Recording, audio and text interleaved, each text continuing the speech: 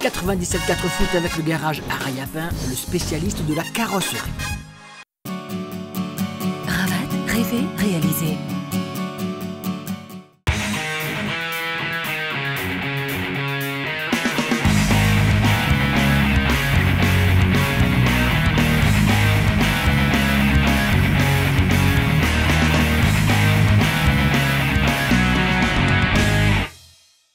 Bonsoir et merci de nous retrouver pour cette nouvelle page sur le football local, en espérant que vous avez passé un excellent week-end pour les footballeurs qui se sont concentrés sans doute sur leur rencontre, notamment sur cette belle affiche de la 12e journée du championnat, le choc entre le premier et le deuxième. On parlera de tout cela tout à l'heure, de cette 12e journée, donc avec d'autres rencontres importantes aussi, vous allez le voir. Et puis, comme chaque mardi, donc notre invité, vous l'avez peut-être pas reconnu encore, si on va le voir tout de suite, il s'appelle William Wimbouli. William, bonsoir. Bonsoir.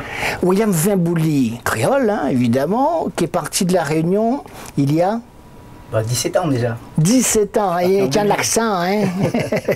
C'est le sud-ouest, ça. Tu étais à la Réunion il y a 17 ans, tu jouais au Chaudron, pour ceux qui s'en souviennent. Hein. Exactement, c'est ça. Et après, on va raconter un petit peu ton histoire, hein, qu'est-ce que tu as fait depuis 17 ans après, donc il revient trouver la famille, hein, au côté de Créole, M. Buzz. Bah oui, t'es pas ça. Et tu restais dans le milieu du football, si je suppose. Tu n'es plus joueur aujourd'hui. Non, je suis plus joueur, je suis entraîneur, et donc j'ai évolué à Agen, en CFA2. Et donc voilà, aujourd'hui je suis coach, et j'ai aussi créé une entreprise qui s'appelle Score. Donc voilà, c'est un peu la pré-reconversion, je dirais, après le foot. Donc voilà. Ok, on va parler un petit peu de tout cela tout à l'heure. On va tout d'abord voir ce qui s'est passé sur les terrains, et à commencer par cette affiche hein, entre le premier, le leader, le champion en titre du reste, la Saint-Pierroise, qui accueillait l'Excelsior. Il y avait déjà 6 points d'écart entre les deux formations avant le coup d'envoi de cette rencontre. Il y en a aujourd'hui 9, puisque vous connaissez déjà sans doute le résultat. Eh bien, les meilleurs moments de cette rencontre, de cette affiche Saint-Pierroise-Excelsior, c'est au stade Michel Volney à Saint-Pierre. Et bon, le match, le contenu me rassure un petit peu, on n'est pas très loin, même si pour l'instant ils sont meilleurs que nous, puisqu'ils sont premiers avec 9 points d'avance. Mais je sors rassuré du match dans le contenu, parce qu'on n'a pas été jonglé, loin de là, on n'a pas été ridicule. On leur a posé pas mal de problèmes, notamment les 25 premières minutes de la première mi-temps, pardon. On a mal démarré le match, par contre on a très bien fini, puisqu'on les a bousculés. Je pense qu'il y a un pénalty pour nous, mais bon, ça fait partie des faits de jeu. Enfin, je pense pas, je suis même sûr qu'il y a pénalty pour nous, donc ça peut changer des choses à la mi-temps. Mais bon, malgré tout, le seul truc que je regrette, c'est que j'avais dit aux joueurs de faire preuve de concentration. Quand on joue contre une bonne équipe et de bons joueurs, il faut être très concentré. Et là, on s'est puni tout seul. 6 minutes de jeu, on perd un ballon en plein axe au milieu de terrain, on se fait contrer derrière. On n'a pas le droit de perdre un ballon comme ça, c'est même pas une action qu'ils font. Mais d'abord, un coup d'œil dans les travées du stade Michel Volney, bien garni pour ce rendez-vous, ce choc donc entre les deux équipes de tête, avec quand même un gros avantage psychologique et sur le papier du classement à l'équipe Saint-Pierroise. Alors, que faudra-t-il faire du côté de Saint-Joseph, outre être solidaire, pour essayer de contrer cette bien belle machine, essayer de la faire exploser, pourquoi pas, mais ça c'est pas simple du tout. En tout cas, en théorie, pas facile, et encore moins en pratique, malgré cette première occasion pour l'équipe de Saint-Joseph, justement, avec cette frappe de Redouane Dari qui part dans les nuages. Alors, tout de même qu'il était pas trop mal placé pour tenter une frappe, si elle était cadrée, on ne sait jamais. Les minutes s'écoulent, premier coup dur pour l'équipe de la Saint-Pierroise avec la sortie de Florent Sauvager qui se fait une petite blessure à l'aine, remplacé par Farid Azem, l'un vaut l'autre, vous me direz, et vous avez raison, même si le bon quart d'heure de Saint-Joseph se poursuit avec une autre occasion, là celle-ci. Alors la faute évidemment en retard du défenseur Saint-Pierrois, elle est là, en situation normale, réelle, c'est peut-être pas évident, mais regardez bien là-dessus, sur ce ralenti, on a cette chance, nous, de pouvoir vous la montrer. Dari n'est pas tombé tout seul, loin de là.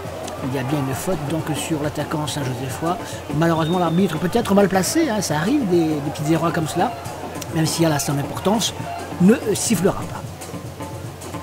On est toujours en première mi-temps avec une nouvelle occasion pour l'équipe Saint-Josephoise. Regardez cette passe en retrait un petit peu hasardeuse là, de Dieu d'amour à Mathieu Pelops, et il a fallu l'intervention du gardien Saint-Pierrois devant Manas pour empêcher l'ouverture du score. Et bien en deuxième mi-temps, les choses vont totalement changer avec une équipe Saint-Pierroise qui va ouvrir le score d'abord sur ce centre de jouet d'amour. Il était au départ de l'action, il est à l'arrivée également.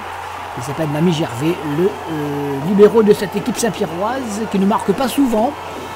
L'année dernière, il avait marqué, confirmé son entraîneur Christian Dafreville. Et bien là, il marque un but surtout important dans ce match qui permet donc de verrouiller cette rencontre dont on avait peur qu'elle allait se solder sur ce score de 0-0. Eh bien non, un but à 0 à ce moment-là. Et puis très rapidement, cette équipe saint-pierroise va prendre le dessus avec cette faute qui n'est pas sifflée. On continue côté gauche avec Siala Chamba face à William Mounoussami. Il a plusieurs choix, petit pont et finalement sortie du gardien Grondin, Michael Grondin. Et la défense saint-josephoise qui, aux abois, réussit à dégager.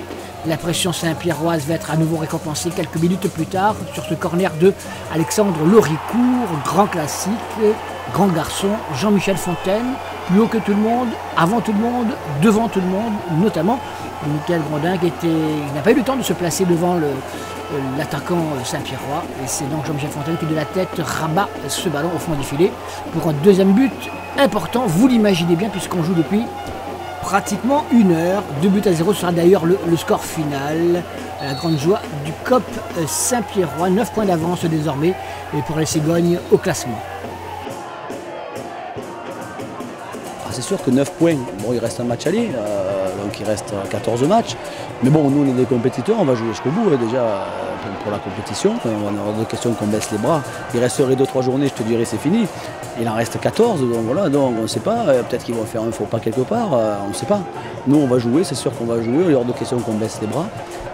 Puis comme je te dis, nous on est une équipe en construction, une équipe ça ne se fabrique pas en quelques mois. Et d'ailleurs Saint-Pierre ne s'est pas fabriqué en quelques mois puisqu'il faut, en ce moment c'est la meilleure équipe de Lille.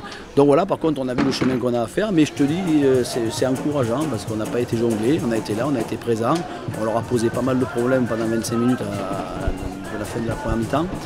On se punit, on fait des erreurs, donc il faut gommer ces erreurs individuelles, il faut travailler pour être plus rigoureux. Le football, c'est de haut niveau, c'est de la rigueur permanente, il ne faut pas s'égarer pendant 4-5 minutes, boum, contre des bonnes équipes, on le paye cash. Donc voilà, c'est vraiment le chemin qui nous reste à faire.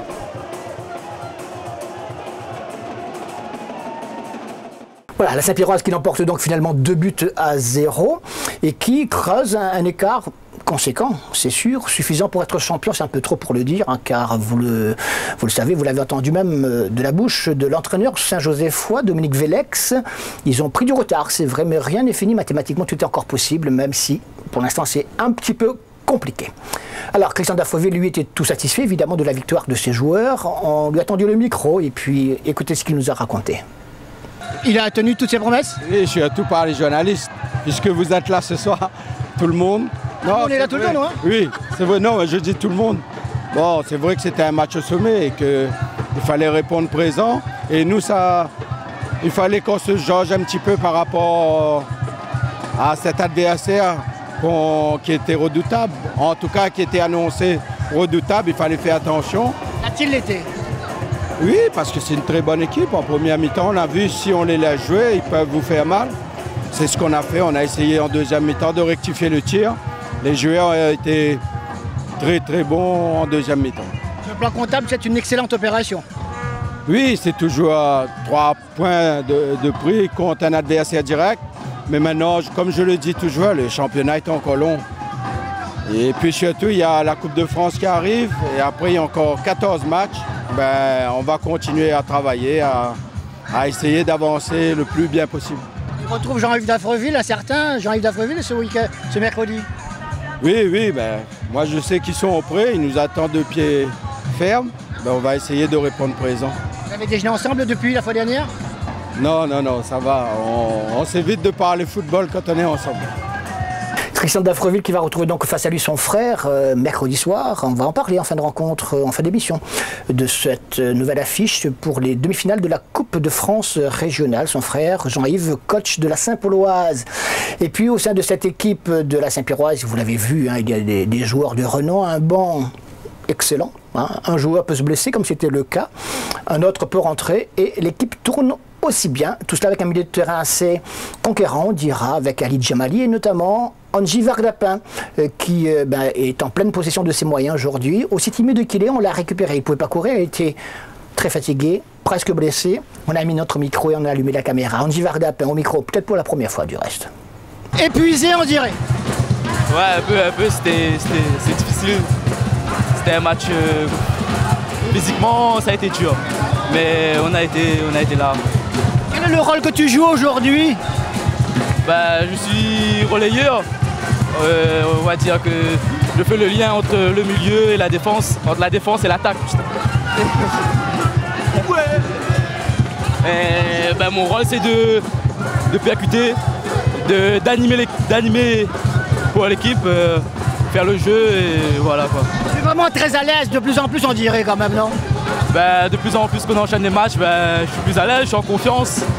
Le coach me fait confiance, je lui rends pareil. Et voilà quoi. Tu marques un petit but bientôt?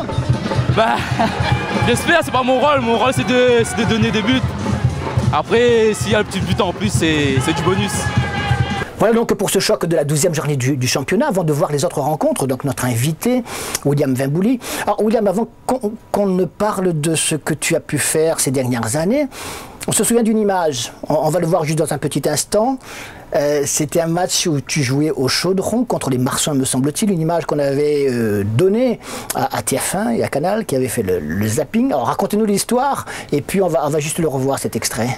Alors effectivement c'est une anecdote, c'était lors de ce match contre l'équipe de Saint-Leu et il y a eu un coup franc, mais c'est vrai que j'avais prévu une petite communication. C'était prévu cette affaire? Ouais, c'était prévu, c'était prévu, j'avais vu ça avec mes potes à l'époque, Picard et Timba. Et si je marquais, en fait, effectivement, j'allais faire un petit coucou à toute ma famille qui était en métropole. Et effectivement, cette image avait fait un peu le tour, je dirais, de Téléfoot et de Canal+, c'était sympa, donc voilà. Eh bien, vous en souvenez peut-être pas, bien on va vous remontrer cet extrait avec Christian Jean-Pierre, l'excellent commentateur, l'excellent présentateur de Téléfoot, encore aujourd'hui du reste. Regardez ce petit extrait, ça venait de chez nous, tout simplement de la Réunion. Christian, vos insolites. Toutes les billets de Téléfoot sont des billets de... Exactement, je ne vous le fais pas dire. Gérald, est-il vrai que vous avez 3 téléphones portables? Oui, c'est vrai. C'est vrai? Pourquoi 3? Bon là, c'est une longue histoire. J'ai mon téléphone et un que le club vient de nous fournir, plus un autre soirée week-end gratuit. Donc par souci d'économie, j'ai cumulé les 3 portables. C'est l'école au Serroise qui... C'est l'école au Serroise. Je vais vous montrer un but téléphoné au sens propre du terme. Regardez bien, cela se passe à La Réunion. Les Marsouins de Saint-Leu, sponsorisés par le opérateur de téléphonie mobile, sont inquiétés sur ce coup franc tiré par Wimbouli. Il va frapper Wimbouli, il gire l'équipe du Chaudron et il marque. Et regardez bien ce qu'il fait derrière. Il prend son téléphone et il va téléphoner à sa douce et tendre qui est en métropole. Alors il fait le numéro, il avait prévu le coup pour changer un petit peu ses adversaires, il pourra appeler sa douce et tendre, il prend le téléphone et là regardez, il va vraiment l'avoir au téléphone. On va très bien comprendre quand il est à la communication. L'appel est lancé et là ça passe et là il l'a, vous allez voir. Ça y est, ça passe, oui, j'ai marqué un but. Et il est trop content de faire partager sa joie à sa douce et tendre. Il jette son téléphone et le téléphone d'ailleurs sera complètement détruit à l'arrivée. Deli Valdez avec l'équipe de Malaga. Christian Jean-Pierre donc qui nous a montré cet extrait à l'époque. William Wimbouli, c'était pas exactement le nom qu'il avait prononcé, mais c'était pas bien grave. Alors, William, après cet épisode au Chaudron, qu'est-ce que tu as fait? Tu es reparti? Oui, je suis reparti, donc grâce à cette image, effectivement, j'ai pu être contacté par... Ça t'a relancé? Ça m'a relancé, effectivement, au club de Calais, qui à l'époque était finaliste de la Coupe de France. Ils avaient perdu le match contre Nantes au Stade de France 2-1. Donc le manager m'avait appelé à l'époque pour y rechercher un attaquant. Et tout compte fait, j'ai atterri là-bas et j'ai fait un 18 mois où on est monté de CF1 en national.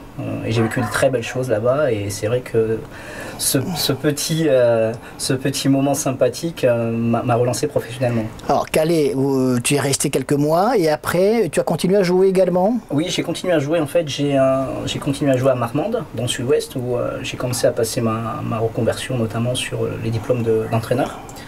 Et puis au bout de 2 ans, c'est pareil, on a fait une accession de CFA dans CFA.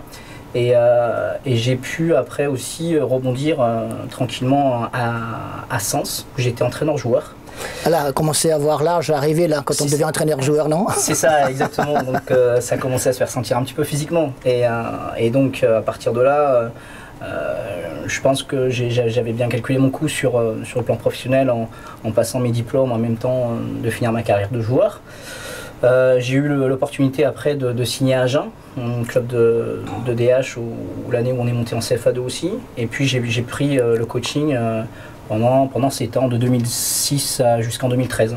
Le coaching, c'est autre chose encore? Non, le coaching, quand je parle de coaching, c'est le management d'une équipe. D'accord, tout simplement. J'étais entraîneur en fait d'Agen pendant 7 ans, où on a fait des belles épopées en Coupe de France. En 2010, on avait fait un 16e de finale contre Beauvais. Et en 2011, on a eu la chance de faire aussi un 16e de finale contre le PSG de Guillaume Moirot. De beaux souvenirs, ça, ouais. C'est un très bon souvenir et ça reste un peu pour moi, je dirais, le summum. Le summum de ma carrière de coach. C'est vrai, quand on voit ce que c'est que le PSG aujourd'hui. Après, vous avez quitté donc le coaching, on dira, au niveau de... Et vous avez inventé autre chose, un autre concept, c'est quelque chose qui existait? Disons que au niveau des spécificités dont vous parlez, c'est les attaquants. Et l'idée, c'est de pouvoir créer des académies où les attaquants buteurs seraient je dirais, un petit peu plus reconnus parce que c'est les joueurs les plus recherchés. Et là, avec des coachs qui bossent avec moi sur le projet, l'idée, c'est de pouvoir créer des académies de gardiens de but et aussi des buteurs parce que bon, c'est des éléments très rares. Et c'est important qu'on puisse encore produire des talents comme Dimitri Payet. Ça reste un très bon attaquant. Et ça, c'est vrai que c'est important pour les clubs d'avoir des très bons joueurs qui marquent des buts. On va parler un petit peu plus en détail dans un instant. On va revenir sur le terrain avec cette 12e journée du championnat. Alors, pendant que Saint-Pierre battait l'Excelsior, une autre équipe a perdu du terrain. C'est le Saint-Denis Football Club à domicile qui accueillait la Jeanne d'Arc et qui s'est fait surprendre fort logiquement par des Portois qui avaient besoin, c'est vrai, de se rassurer. Direction le stade de l'Est, Jean-Yves Oula, Saint-Denis Football Club, Jeanne d'Arc. Ça arrive à temps cette affaire? Tout à fait. Alors après, ça arrive à temps si on arrive à la confirmer au prochain match. Mais surtout, oui, ça nous fait du bien. On sortait de 2 défaites d'affilée. Donc ce résultat positif nous fait énormément de bien. On se mettait tout seul en danger. Donc c'était à nous tout seuls de nous en sortir. On a répondu ce soir. Maintenant, j'attends une confirmation. Qu'est-ce que tu avais dit aux joueurs avant de débuter cette rencontre? Que voilà, il y avait certaines valeurs pour toi, qu'on porte le maillot, qu'on porte les cuissons pour toi. C'est le club le plus ancien à La Réunion. Quand on a le bonheur et la chance d'évoluer dans cette équipe, on doit tout donner. Et peut-être que sur les dernières rencontres, on ne donnait pas tout. Là, aujourd'hui, on n'a pas pensé à ce qui va se passer dans 3 jours. Je pense qu'ils se sont bien dépouillés ce soir, ils se sont bien lessivés. Donc j'espère que ça ne laissera pas de traces pour mercredi. Mais voilà, c'est ça que je voulais depuis 3 semaines. Allez, on va faire un peu de pédagogie dans ce reportage avec d'abord une première action sur le poteau de but du gardien portois Grégory Posé. Cette balle reprise par Morel aurait pu connaître un meilleur sort. Le Tunisien donc se crée la première belle occasion. Puis le contre-attaque de l'équipe portoise avec ce tir de Breton qui n'inquiète pas véritablement le gardien Rudy Pouloussani. Et puis sur ce coup franc, regardez, il va y avoir un but pour les Tunisiens toujours, mais refusé. Il est hors jeu au moment de la frappe du ballon. Et Boulard donc va fort justement, même si la balle a été détournée par un adversaire, être signalé par le juge assistant, la juge assistant même, puisque c'est une demoiselle, une dame qui officiait à ce moment-là de l'autre côté du terrain. Et puis les Tunisiens vont persister, vont finalement être récompensés par ce pénalty pour cette faute du gardien Grégory Posé sur Romain Chelbon qui va se faire justice lui-même. Bien tiré ce penalty, il va un peu chambrer le banc adverse, ce qui n'était pas à notre sens nécessaire, mais ça c'est un petit peu leur histoire, chacun sait pourquoi ils font ceci ou ils font cela. C'est pas bien méchant au final, et les Tunisiens mènent par 1-0 à 5 minutes de la fin. Les Portois, sur cette contre-attaque, vont avoir une bien belle occasion. Regardez, une main également ici de Tatel. Là, la main de Tatel qui n'est pas vue ni sifflée. Par contre, la main d'Alef, un peu plus tard, juste après même d'ailleurs, sera sanctionnée par l'arbitre. On peut voir d'un côté, ne pas voir de l'autre, mais ce n'est sûrement pas volontaire, ça, sûrement pas, on peut vous l'assurer. Et le coup franc, il est magnifique pour un bon tireur. Et ce tireur s'appelle Ludovic Lagourde, donc juste avant de regagner les vestiaires, c'est lui qui va décrocher, comme on le dit, la toile d'araignée. et permettre à son équipe de revenir et d'égaliser. C'est vrai que les Portois, vous le saviez, étaient à la recherche donc, de confiance, de réussite depuis quelque temps. Et là, le fait de revenir sur un adversaire coriace, juste avant la pause, est sur le plan psychologique parfaitement profitable. Tellement profitable du reste que, un peu après le retour des vestiaires, cette longue balle jouée sur le côté gauche sur Briton est cafouillée par la défense dionysienne, Morel, Pounousami, et finalement c'est Briton le plus malin pour marquer son 100e but dans le championnat réunionnais. C'est pas mal, c'est même bien, très bien. Bravo monsieur Briton, 100 buts, et quel but important puisque c'est le deuxième de la soirée pour l'équipe de la Jeanne qui inverse la tendance et prend l'avantage sur le Saint-Denis Football Club, 2 buts à 1 à ce moment-là. Ouais, c'est particulier, mais en fait là, on joue avec un grand club. On dirait que c'est un grand club parce que regarde les éléments de Nena là. Mais aujourd'hui, je marque mon 100e but avec mon vilain pote. Je suis content quand même. Ouais. 100e but, ça fait quoi ça, 100 buts 100e but. Les statistiques, elles parlent d'elles-mêmes. Les Dionysiens ont l'occasion d'égaliser quelques minutes plus tard avec Andy Permal pour Romain Chelbon, mais Grégory Posé est à la parade, une parade importante car son équipe conserve l'avantage au score à ce moment-là, 2 buts à 1. Farid, on a l'impression que vous êtes bien rentré dans ce match, vous étiez à l'aise dans le jeu, dans la circulation du ballon, mais on a l'impression que, voilà, mentalement, à un moment donné, on a peut-être, enfin vos joueurs ont peut-être cru que c'était facile. On savait qu'on s'attendait à un match très difficile hein, parce que l'équipe de Jeanne d'Arc était une équipe revanchard, il fallait absolument prendre des points. Donc aujourd'hui on n'a pas respecté la base du poil, c'est-à-dire dans l'animation défensive on a perdu énormément de ballons, énormément de duels. Donc c'est vrai qu'à partir de là on s'est mis en difficulté. Après on mène à 0, on a la chance de gagner le score. On fait encore une erreur individuelle sur le premier but qu'on prend, le deuxième but aussi pour moi c'est encore une erreur individuelle. Après au-delà de ça on pousse pour lui en score. Pour moi aujourd'hui on marque 2 buts et sur 2 erreurs arbitrage on nous refuse les 2 buts. Pour moi à ce niveau-là c'est inadmissible pour moi, mais on va rester concentré sur notre sujet et continuer à travailler. Pas facile effectivement de mesurer la bonne action lorsque on est en situation, on est passionné et ce but inscrit par les Dionysiens va être refusé. Le juge de touche avait levé son drapeau bien avant et c'est pour ça que la réaction des Dionysiens est immédiate. Et bien on va revoir cette action justement où Andy Permal est hors jeu au départ de l'action. Regardez pour l'instant c'est Alpou qui récupère, Andy Permal est tout en haut, il est en position de hors jeu ici. C'est vrai qu'il ne participe pas directement à l'action, mais s'il ne s'arrête pas, ça veut dire qu'il va se mettre en position de hors-jeu, ce qui sera le cas, c'est d'autant que le ballon lui revient et que c'est lui qui reprend pour marquer le but, un but fort logiquement, donc refusé. Il a tort de discuter, l'excellent pourtant joueur Alpou, deuxième carton jaune et donc carton rouge. Il va handicaper ses partenaires pour la suite du match, mais également pour au moins un prochain match. Eh bien les Portois, eux, ne se font pas de questions distancielles. Ils marquent un 3e but, inscrit ici par Dimitri Brennus. La Jeanne gagne 3 buts à 1. Se rassure alors que les Dionysiens ont raté une bien belle occasion à domicile de rester dans le sillage des 2 ténors de ce championnat 2017.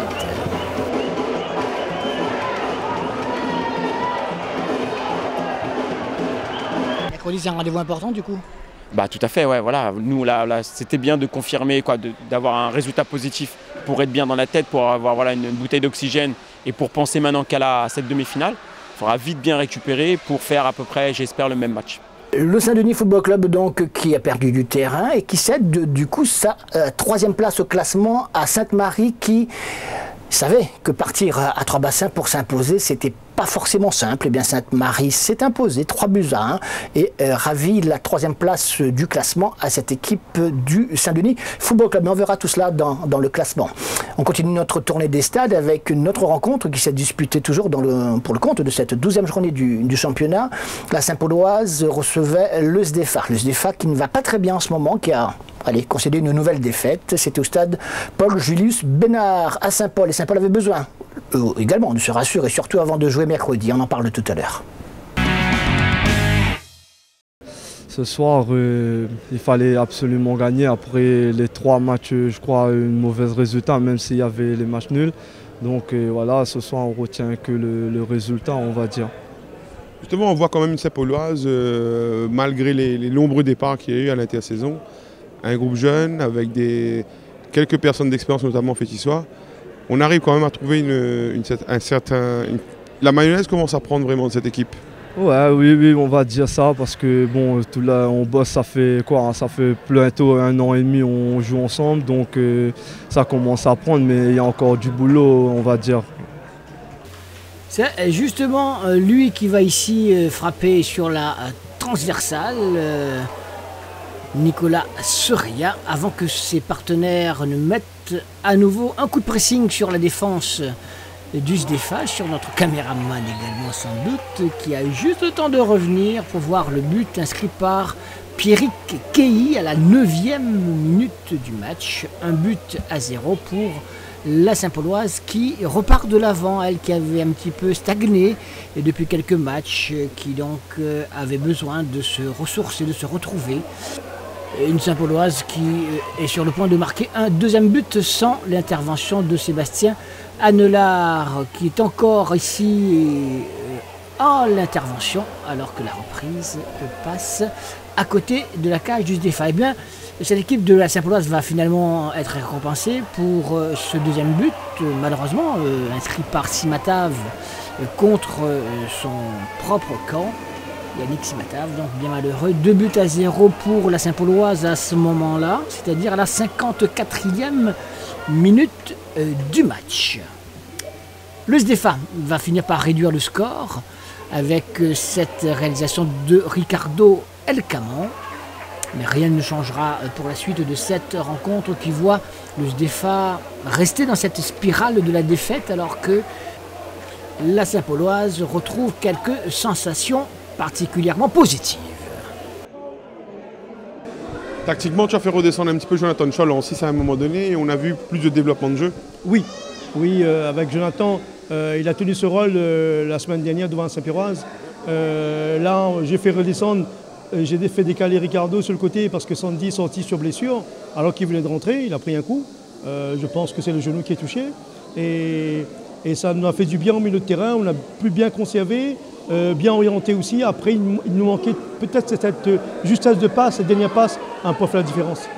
Justement, on voit un petit peu un manque de concentration dans le début de match par rapport aux SDFA, parce que la première mi-temps, comme la deuxième, on commence avec un but encaissé au bout de la 10e minute. Oui, ça c'est un petit peu récurrent. Ça fait 2-3 matchs que ça se passe. C'est un manque de concentration. Donc on travaille là-dessus aussi pour que ça se passe bien. Ça s'est bien passé devant 3 bassins. On était concentrés, on a pu mener au score rapidement. Et là, ça se passe mal aujourd'hui, donc on va essayer de travailler ça.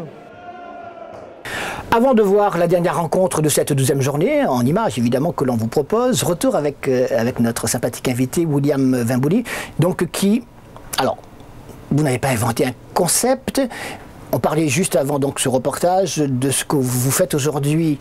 Ce ne sont pas des écoles de gardiens de but, ce ne sont pas des écoles d'attaquants, c'est quoi ? Alors concrètement, aujourd'hui, il existe des certificats d'entraîneurs de gardiens de but. L'idée, c'est de pouvoir aussi constituer aussi un vivier pour les clubs, que ce soit amateurs ou professionnels, des attaquants buteurs, parce que bon, c'est des postes très, très particuliers. Pour avoir joué à ce poste, je sais qu'effectivement, c'est très dur. Des fois, on a le sentiment de pouvoir se rendre la tâche facile, mais c'est des gestes qui sont décisifs et il faut une grande concentration, il faut la qualité technique, il faut la vitesse gestuelle. Et ça aujourd'hui, effectivement, moi j'ai travaillé sur une théorie depuis 1998, tout en finissant ma carrière de joueur et en commençant ma carrière de coach. L'idée c'est de pouvoir accompagner, et on le voit dans les grandes nations, au championnat d'Europe, sur la Coupe du Monde, les staffs techniques qui sont... effectivement, il y a un entraîneur des gardiens, il y a un entraîneur des attaquants. Ça c'est au niveau des clubs pro, mais oui. Ce que vous cherchez vous, c'est pas les clubs pro. Et ça existe déjà, non? Dans certains clubs pro, ça commence pas partout. Pas partout. Ça se met en place parce que, bon, comme je vous dis, les attaquants, c'est des valeurs marchandes qui sont quand même assez onéreux. On a vu le transfert de Neymar de Barcelone au PSG, et je pense que ces attaquants qui sont rares. Et effectivement, je pense qu'il y a des choses à travailler, notamment sur les coups de pied arrêtés, sur l'imagerie mentale, sur une approche aussi je dirais, psychopédagogiques aussi importantes parce que ça reste la zone de finition ou des zones clés où aussi on peut augmenter le coefficient, comme on dit, de spectacularité. Et ces gestes décisifs-là, ça se travaille. Ça se travaille, je veux dire, vous apporteriez quoi? Vous, alors, vous apporterez un savoir-faire aux gens qui encadrent, qui entraînent ces joueurs-là, ou alors vous interviendriez directement sur le terrain? Alors, les deux. Disons que ce projet, je l'ai présenté à la Fédération française de football, au DTN, à l'ex-DTN François Blacard, à Lionel Roxel aussi. J'ai fait aussi une présentation à l'UEFA en 2015, où il y a eu un véritable intérêt pour cette approche, je dirais, pédagogique. Effectivement, c'est des années de travail, c'est une approche aussi d'un entraînement spécifique. Je vous dis, marquer un but, c'est pas facile. Oui. Je l'ai vu encore sur les matchs que j'ai pu suivre ce week-end, que ce soit au Stade de l'Est ou à Volnay. Les attaquants, c'est un poste particulier. Et effectivement, il faut les accompagner. On est plus sur du coaching personnalisé. Et pour le haut niveau, je pense que ça peut être quelque chose de très intéressant. Vous avez vu des joueurs qui vous ont un petit peu pas tapé dans l'œil, mais qui ont des qualités, j'imagine, ce week-end? Oui, ce week-end, j'ai vu Fontaine. Jean-Michel Fontaine, oui. Qui me semble d'un certain niveau. Il a tout pour pouvoir, je dirais, peut-être jouer au-dessus. Une qualité athlétique, des qualités de force et de puissance, des qualités de jeu de tête. Et ça, c'est important. Je l'ai vu aussi faire un sprint sur un pressing à la 89e minute. Ouais. Ça montre effectivement son côté gagneur, battant, et ça, c'est important. Voilà, William qui me donne l'occasion donc d'enchaîner sur cette nouvelle rencontre, la dernière que l'on vous propose, Saint-Louisienne, Sainte-Suzanne. Des Saint-Louisiens qui avaient effectué un bon redressement, mais Sainte-Suzanne également, avec l'arrivée notamment de ces 3 Malgaches, et bien Sainte-Suzanne a surpris les Saint-Louisiens. On y va. Non, mais on était venu ici justement pour confirmer la victoire de 3 bassins. Et voilà, on savait que ça allait être compliqué. Déjà parce que c'est Saint-Louis, et Saint-Louis c'est une équipe qui justement qui joue avec le cœur. Certes, ils ont perdu quelques joueurs avec des jeunes, mais bon voilà, pour nous c'est un exploit déjà pour la première fois de gagner, et nous déjà de confirmer cette deuxième victoire déjà qu'on attendait d'affilée, donc ça fait plaisir. Les joueurs de Sainte-Suzanne, attention de ne pas se tromper, jouent avec le maillot vert, alors que les Verts Saint-Louisiens jouent avec le maillot blanc des Saint-Louisiens, donc qui oblige Château à intervenir rapidement dans cette rencontre. La réaction de Sainte-Suzanne va être réussie grâce à cette tentative d'infiltration et finalement cette faute pour un bon coup franc pour l'équipe de Sainte-Suzanne. Et on le sait, la stabilité est retrouvée dans cette équipe de Sainte-Suzanne depuis une dizaine de jours, avec l'arrivée des 3 Malgaches, joueurs malgaches, excellents du reste. Et là c'est Dina, le fils de Jean-Jacques, ex-joueur de la Saint-Pauloise ou encore des Marsouins de Saint-Leu, qui trompe et la défense et le gardien saint-lousien. Un but à 0 à ce moment-là. Les Saint-Suzannois sont toujours à l'attaque, regardez, et cette possibilité de marquer ce deuxième but, finalement ballon sauvé à nouveau par un retour inespéré, voire désespéré des Saint-Louisiens, avant que cette balle, même si elle finit au fond des filets, ne soit signalée hors jeu par l'arbitre assistant. Le gros cafouillage devant les buts de Château, la Saint-Louisienne tente d'égaliser sans succès. Elle va se créer une autre bonne occasion comme sur ce coup franc, mais ça passe largement au-dessus. Les minutes s'écoulent, les 4 points sont de plus en plus solides au fond de la poche des joueurs de Sainte-Suzanne, et on va en rester là, vous le savez. Ce sera le score final, 1 but à 0 malgré cette dernière tentative saint-louisienne, au grand désespoir de tout le monde. Mais c'est comme ça, Sainte-Suzanne réussit une bien belle opération, un peu le hold-up, mais ça fait partie du football. On voit aussi dans le jeu de Sainte-Suzanne une évolution quand même, avec un système de jeu qui évolue. Oui, c'est clair, avec les apports des 3 Malgaches, voilà, qui nous font du bien. Après, certes, c'est un travail d'équipe, mais voilà, en sachant qu'on a des joueurs techniques qui peuvent garder le ballon à tout moment, donc voilà, c'est sûr que ça rend service, et voilà, au moins on peut finir les occasions qu'on a, et c'est toujours bon à prendre. C'est toujours aussi de bon augure de confirmer 2 victoires après 3 bassins, maintenant Saint-Leu à l'extérieur. Ah oui, c'est sûr, parce que voilà, déjà, je pense que ce soir déjà on fait un bon classement, et voilà, on va prendre, comme on l'a toujours dit, on va prendre match par match, et voilà, maintenant on sait qu'on est une équipe que tous les joueurs, personnellement on a un super banc. Donc voilà, la différence peut venir dans les 11 de départ et soit sur le banc de remplaçants. Donc voilà, on est une équipe et on va continuer à travailler. On enchaîne avec les résultats de cette 12e journée. Victoire donc de la Jeanne, de la Petite-Île sur Grand-Bois 2 buts à 1, de la Saint-Pauloise, de la Sainte-Marienne, 3 buts à 1 à Trois-Bassins, de la Saint-Pierroise on a vu, de Sainte-Suzanne à Saint-Louis et puis 0-0 entre l'Auxat, Léopard et les Marsouins. Au classement, donc la Saint-Pierroise compte désormais 9 points d'avance sur l'Excelsior qui ne compte plus que 2 points d'avance sur la Sainte-Marienne qui ravit la 3e place du classement au Saint-Denis Football Club. Derrière la Petite-Île, Saint-Pauloise, Marsouin, Jeanne d'Arc, Léopard, Sainte-Suzanne, Saint-Louisienne, Grand-Bois et sont actuellement relégables le SDFA et Trois-Bassins. En 2e division régionale de la poule A, victoire importante de Saint-Philippe à l'extérieur sur le terrain de Bras-Panon. Victoire de Bras-Creux, de l'Évêché à l'extérieur, à JS Ouest également, 4-3. Bretagne et Tamponnaise, l'affiche est reportée à une date ultérieure. Et dans le groupe B, eh bien, le leader, l'AF Saint-Louis, continue son festival. 3 buts à 0 sur Jean Petit et 2 victoires à l'extérieur, celle de Piton-Saint-Leu sur le terrain de l'Étang Salé et de Bois d'Olive à Saint-Pierre. On va juste entendre, tenez, Jean-Claude David, l'animateur d'Azote Radio, qui vous donne rendez-vous pour le prochain week-end. Regardez, écoutez, il était dimanche au stade Michel Volnay. Semaine prochaine, il y aura Sainte-Marie, Saint-Pierre. On y sera en grand format avec toute l'équipe d'Azote Radio. Merci d'être là.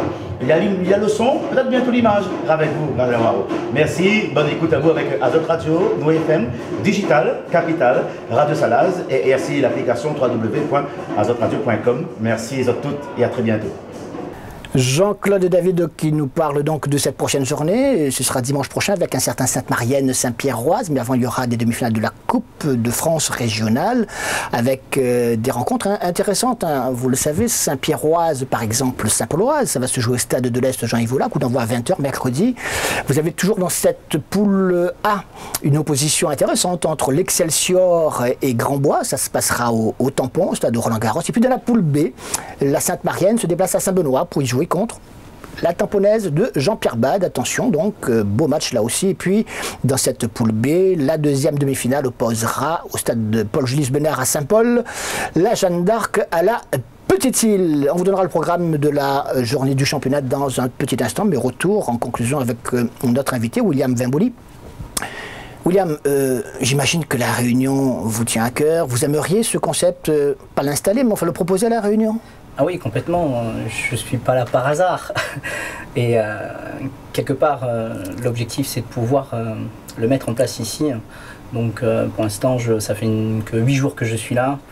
Et je profite un petit peu de ma famille, mais l'objectif, c'est à terme, effectivement, de rencontrer certaines personnalités qui seraient éventuellement intéressées par le concept. Parce que, comme je vous dis, s'il a eu un véritable intérêt au niveau fédéral, voire au niveau de l'UEFA, c'est que quelque part, il y a matière à faire et effectivement, il faut que nos produits locaux restent locaux et qu'on fasse en sorte que la Réunion reste une terre de sportifs et de champions. Donc si on pouvait démarrer le concept ici, je trouverais ça top. Ça coûte cher? Non, sans parler, sans donner de chiffres évidemment. Non, forcément, tout est relatif et tout a un coût, mais avec les moyens qu'on avait à Agen, on a pu monter une école de foot, une académie de ce type-là. Et effectivement, là, quand on voit certains joueurs qui commencent à signer professionnels ou stagiaires pro, donc on se dit que bon, le savoir-faire est là. Après, bon, il faut le travail, la rigueur, et c'est important qu'on puisse effectivement accompagner les jeunes différemment, parce qu'aujourd'hui, on est dans un contexte de coaching individualisé, et les joueurs professionnels, c'est comme ça que ça fonctionne, et pourquoi pas aussi le mettre en place ici. On viendra vous rendre visite à l'inauguration du premier concept installé à La Réunion prochainement. Avec plaisir, avec plaisir. La prochaine journée du championnat, je vous le disais, donc 13e journée, regardez le programme qui vous attend. On vous en a parlé un petit peu tout à l'heure. SDFA Saint-Louisienne, Marsouin Saint-Denis Football Club, Grand-Bois Trois-Bassins, Excelsior Saint-Pauloise, Sainte-Marienne Saint-Pierroise, Jeanne d'Arc Léopard et Sainte-Suzanne Petite-Île. Voilà donc pour ce programme.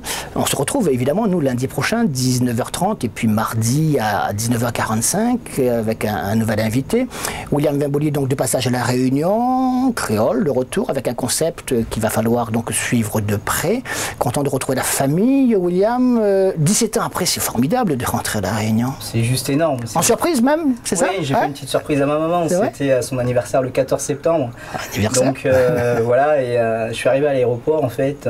J'ai fait appeler l'accueil de l'aéroport pour qu'elle puisse venir parce qu'il y avait un colis qui était arrivé pour elle. Et donc elle a débarqué toute surprise, bon, beaucoup d'émotions. On a pu partager un moment fort.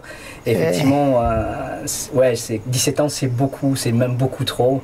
Et là aujourd'hui, je profite, je retrouve des saveurs, des senteurs, des choses qui me rappellent mon enfance, voire mon adolescence. Et c'est chouette, c'est juste une île extraordinaire. On vous souhaite en tout cas plein de réussite dans ce beau projet, en espérant qu'il sera installé à La Réunion et qu'ailleurs d'autres clubs en profiteront prochainement. Avec plaisir, merci. Merci William, on se retrouve donc comme promis le week-end prochain, surtout lundi et mardi prochain. Salut.